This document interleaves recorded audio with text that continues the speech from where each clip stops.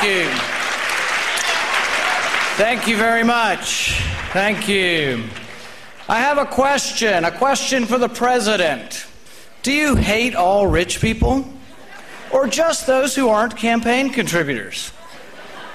The president sure seems to like George Kaiser, the 20th richest man in America. President Obama likes him so much that he gave Kaiser's company, Solyndra, $1 billion, $500 million, which you may have heard got flushed down the drain. To get Mr. Kaiser this money, the president came up with a brilliant plan. Let's appoint people to approve the loans who are related to the people who are going to get the loans. So Solyndra's attorney simply called up her husband, who works for the Department of Energy, to secure a $500 million loan. What a great way to encourage campaign contributions. Give away enormous taxpayer loans to campaign contributors. So to be fair, the president doesn't really hate all rich people, just those who don't contribute to his campaign. They say it's not easy to be rich, especially if you inherit the money. It's hard, just laying by the pool, playing polo. So when I heard Robert Kennedy Jr. was starting up his own company, I thought, good for him.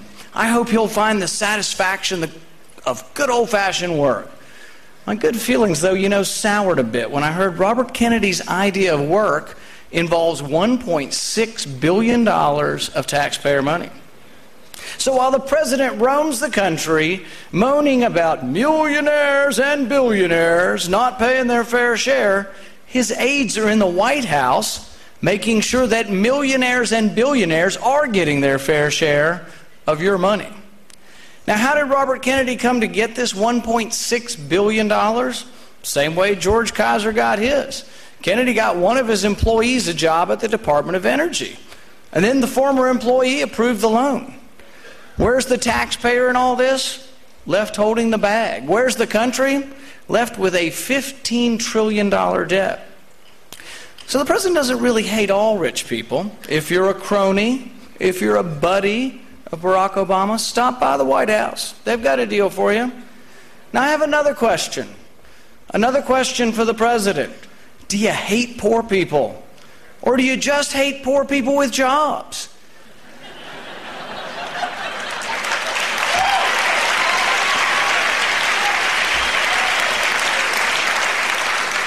Your Chinese-made, energy-efficient light bulbs cost $4. Who can afford them? Not to mention that if they break and the mercury spills out of them, you need a hazmat team to clean them up.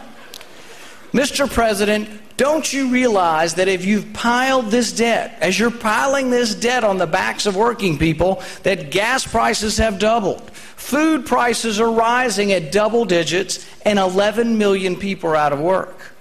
When you forbid the mining of cheap energy sources, when you ban the new oil pipeline, senior citizens and working families are forced to pay higher electric bills. I really want to know, Mr. President, does your ideology, does your yen for windmills trump your concern for the poor? Does it bother you that Americans live paycheck to paycheck in order to pay for Mr. Kaiser's loan, in order to pay for Mr. Kennedy's loan? Do you, Mr. President, ever reflect that a country that borrows $40,000 a second is heading for a cliff, and you are at the wheel and you are stepping on the gas? Spending is accelerating. We now spend nearly 25% of our GDP in Washington, and nearly half of that is borrowed. Entitlements and interest on the debt will consume all tax revenue in the near future. It is not a question of will a debt crisis occur in America, it's only a question of when. Now, in all seriousness, I know because someone will take this literally, I don't think the president hates rich people. I don't think he hates poor people. In fact, I don't impute to the president bad intentions at all. A misguided philosophy, yes, but not bad intentions. But the president, he continues to roam. He roams the country blaming millionaires and billionaires for not paying their fair share. This is objectively false. Millionaires on average pay about 29% of their income. And on average, non-millionaires, the rest of us, myself and many of you, we pay less than 29%. The top 10% of earners pay over 70% of the income tax. Let me repeat that. If you make over $200,000 in this country, you pay 70% of the income tax. If he wants the tax code to be fair, he's going to have to reduce the taxes on the rich.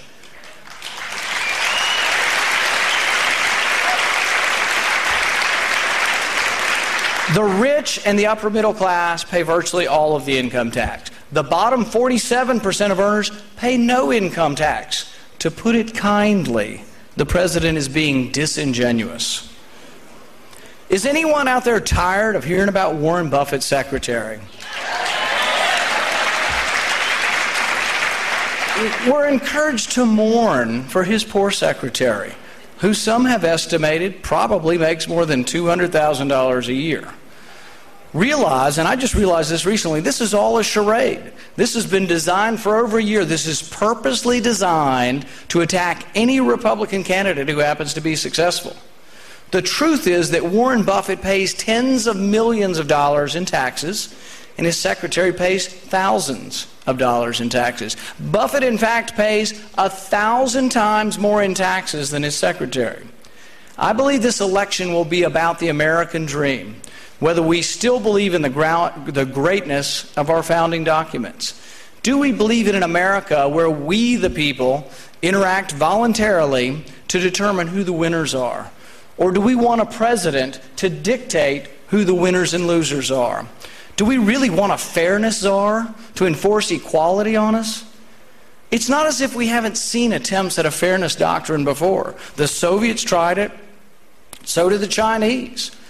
A recent NPR story described the Chinese experiment with fairness.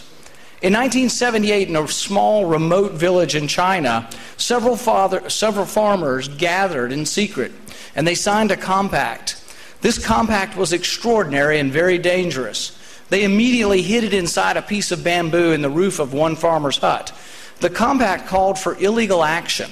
The compact called for dividing the collective farm, dividing it into families, and letting each family keep the profits. Now, because profit and capitalism were illegal and could command a death sentence in China, each farmer agreed to raise the children of any farmer that was caught and executed. The result was phenomenal. It was the largest harvest in recent memory, so large, though, that it didn't escape the notice of one of the officials, and one of the farmers was hauled before the local commissar. But just as the interrogation was proceeding to a possibly violent end, the word came from Beijing that the long dark veil of communism was being lifted. As China awakens to capitalism, our president's heading the other way. He's embracing more government, more debt, more government control. This election may be the last best hope of saving the American dream. As we gather to make the choice of who will lead conservatives, I'm reminded of a story by Paul Kenger. It was a brisk evening in Dixon, Illinois in 1922. Returning home from a basketball game at the YMCA, 11-year-old boy is stunned by the sight of his father, sprawled out on the front porch. He was drunk, his son later remembered, dead to the world, crucified. His dad's hair was matted and soaked with snow, and his face was red. The boy stood over his father for a minute or two. He was embarrassed. He simply wanted to let himself in the door and pretend his dad wasn't there. Instead, he grabbed a fistful of overcoat and heaved his dad to the bedroom away from the weather's harm and the neighbor's attention. This young man didn't retreat or admit defeat. His struggles didn't lead him to say, "Oh, woe is me, the world is against me, I can't succeed." When his family moved 30 times when he was growing up, he was not deterred. This young boy became the man Ronald Reagan, whose sunny optimism and charisma shined so brightly that it cured the malaise of the late 70s. An optimism that beamed so broadly that it pulled us through a serious recession, and an optimism that tugged so mightily at the heart that a generation of Democrats became Republicans.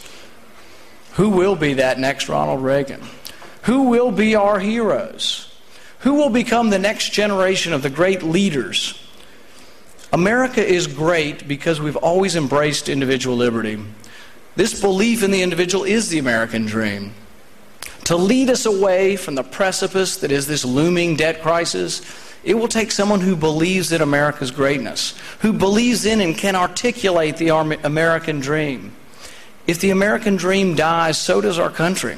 Our prosperity, it comes from our freedom, a freedom that's enshrined and protected by the Constitution.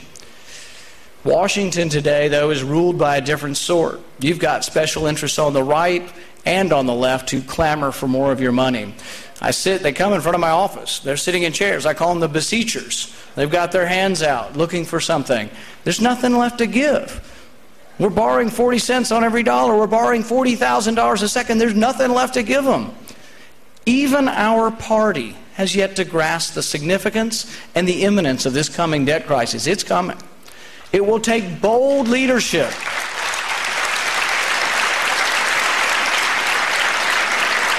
This is why I always have said the Republican Party is an empty vessel unless we imbue it with values. We have to believe in something.